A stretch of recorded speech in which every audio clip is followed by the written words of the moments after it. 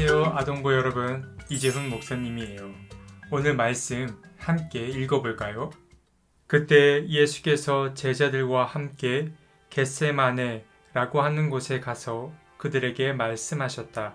내가 저기 가서 기도하는 동안에 너희는 여기에 앉아 있어라.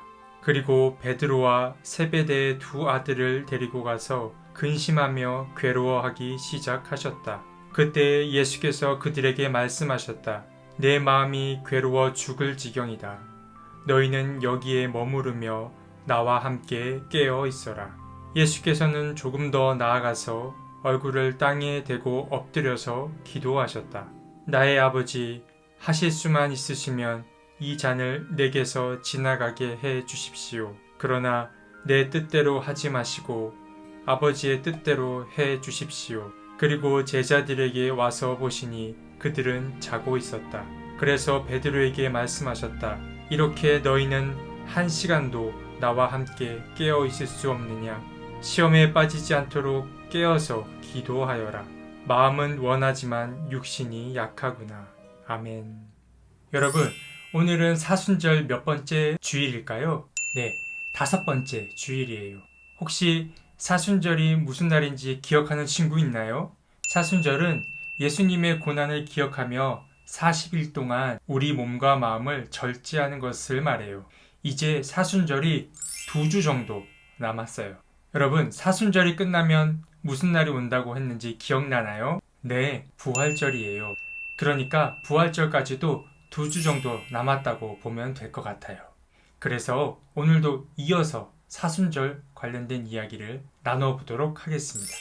지난주 연준호 선생님을 통해서 제자들의 발을 씻기신 예수님, 제자들과 마지막 식사를 하신 예수님에 관해 이야기 나눠봤어요. 오늘은 바로 그 다음 이어서 나오는 이야기예요. 예수님은 겟세마네라는 곳으로 기도를 하러 가셨어요. 그런데 예수님께서는 혼자 그곳에 가지 않으시고 다른 누구와 함께 가셨어요. 그게 누구였죠? 네, 예수님의 제자들이었어요. 혹시 여러분은 주로 언제 기도를 하게 되나요? 기쁘고 즐거울 때 기도를 하게 되나요? 아니에요. 힘든 일이 있거나 슬픈 일이 있을 때 우리는 하나님을 찾아 기도를 하곤 해요. 예수님께서도 마음이 너무 아파 겟세마네에 가서 기도를 드리고 싶으셨어요. 그런데 예수님은 왜 근심에 사로잡히고 괴로워하셨을까요? 맞아요. 곧 사람들에게 잡혀가시고 또 죽임을 당하게 되실 걸 알기 때문에 그래요.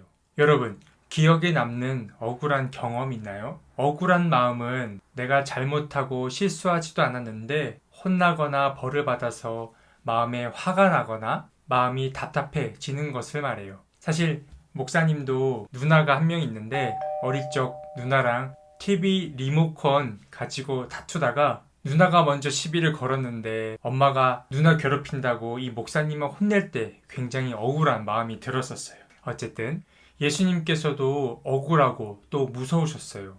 잘못한 것도 없는데 사람들에게 잡혀가야 한다라는 게 억울하셨고 또 죽임까지 당해야 한다라는 게 무섭고 두려우셨어요. 그래서 예수님은 함께 간 제자들에게 나를 위해 기도해달라고 부탁을 하셨는데 우리 제자들은 예수님의 부탁을 잘 들어줬을까요? 아니에요. 예수님께서 한적한 곳에 가셔서 기도하고 오셨는데 글쎄 제자들은 열심히 꾸벅꾸벅 졸고 있었던 거예요. 예수님은 서운할 수도 있었지만 제자들을 꾸짖지 않으시고 그들을 다 이해해 주셨어요.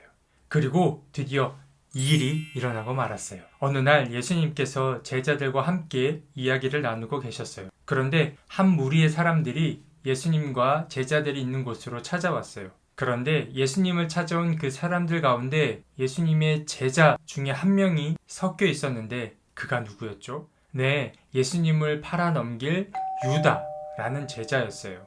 예수님께서는 자신이 잡혀가실 것을 미리 알고 계셨어요. 유다가 신호를 보내자 사람들은 예수님을 체포하기 위해 달려들었고 그때 예수님 곁에 있던 한 사람이 예수님을 지키려고 어떤 행동을 했었나요? 칼을 들어 대제사장의 종의 귀를 칼로 베었어요. 그러자 예수님께서는 잘했다 라고 말씀하셨나요? 아니에요. 예수님은 멋지지만 좀 무거운 말씀 한마디를 하셨어요. 칼을 도로 집어넣어라. 칼을 쓰는 사람은 칼로 망하게 될 것이다. 라고 말씀하셨어요. 이 일이 있은 후에 제자들은 모두 도망을 쳤고 결국 예수님은 홀로 체포를 당하게 되셨어요. 결국 예수님은 혼자서 대제사장인 가야바 앞에 끌려갔어요. 가야바 앞에서도 당당했던 예수님 때문에 몹시 화가 난 이 대제사장은 예수님을 죽이는 것에 찬성을 했어요. 그리고 마지막으로 이 모든 권한을 갖고 있던 최종 결정자였던 총독 빌라도에게 예수님은 넘어가게 되었어요. 오늘 여러분과 나눌 이야기는 바로 여기까지예요. 오늘 우리는 사순절 5번째 주를 맞아 잡혀가신 예수님에 관해 이야기 나눠봤어요. 예수님은 사랑하는 제자 가운데 한 명이었던 유다의 배신으로 체포가 되었어요. 예수님께서는 엄청 억울하셨을 텐데도 저항하거나 부정하지 않으셨어요. 여러분, 이게 어떻게 가능했을까요? 예수님은 자신의 아버지이셨던 하나님을 믿었기 때문에 그래요. 하나님께서 자신을 통해 하실 일을 굳건히 믿었기 때문에 가능했어요. 물론 결코 쉬운 일이 아니에요. 자신의 목숨까지 걸려있는 일이었기 때문에 그래요. 여러분, 이번 한 주 동안은 과연 예수님의 마음이 어떠셨을까 생각하며 지냈으면 좋겠어요. 죽는 것이 두렵고 또 잘못한 것도 없어 더더욱 억울하셨을 텐데 예수님께서는 어떻게 이 모든 일들을 견뎌내셨는지 한번 고민해 봤으면 좋겠어요. 제가 힌트 한 가지를 드릴게요. 이 말씀 속에 정답이 있어요. 나의 아버지, 하실 수만 있으시면 이 잔을 내게서 지나가게 해 주십시오. 그러나 내 뜻대로 하지 마시고 아버지의 뜻대로 해 주십시오.